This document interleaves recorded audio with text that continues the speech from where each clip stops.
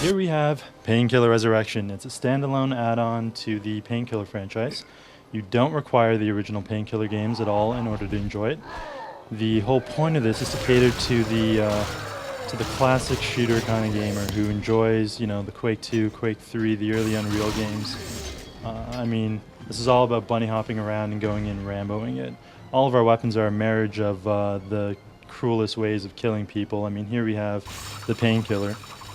This is the primary attack, which is, has been coined by one of our salespeople as the George Foreman grinder, pretty much. This is the secondary, which is like a laser tripwire, so anybody who passes through that just pretty much gets killed. And here's a primary, so I just fling this and I take out a row of guys all together. So we got the stake gun. Good for vampires, good for pinning people to walls, works in multiplayer, can taunt them after they're stuck there. I can shoot grenades at them if I want to get creative. Let's see if I can get this. I can shoot grenades and stake them towards people. And for most people, this is the only weapon they'll ever need, the rocket launcher. The primary is the rocket launcher, and the secondary is the chain gun.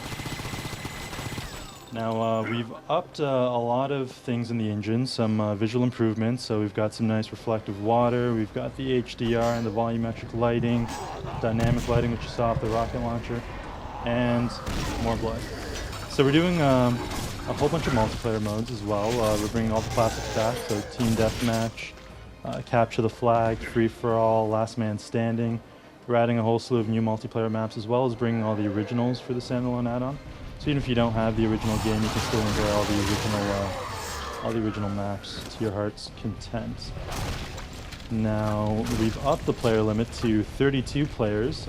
We've also worked intensively on the netcode to make sure that whether you're on cable or DSL, you're still going to enjoy a nice smooth gameplay and get the most out of using precision weapons like this, as well as a severed demon's head.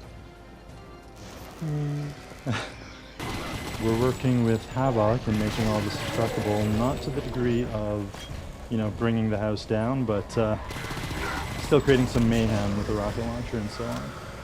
So we've got 3 chapters. All 3 will be playable both in co-op and single player. They're all about 4 or 5 levels each, and all of them end with a giant boss. That was a mini boss. I killed him with a weapon I'm not supposed to have at this stage, but the E3 cheats. So. And we are also running this on a 8600 NVIDIA card GS right now. This is actually off of a laptop. I don't know if you noticed, it's a solid 60 frames per second. That's the main goal, making sure that you're never slowed down by your computer, and you don't need the $4,000 computer in order to enjoy some fast-paced killing.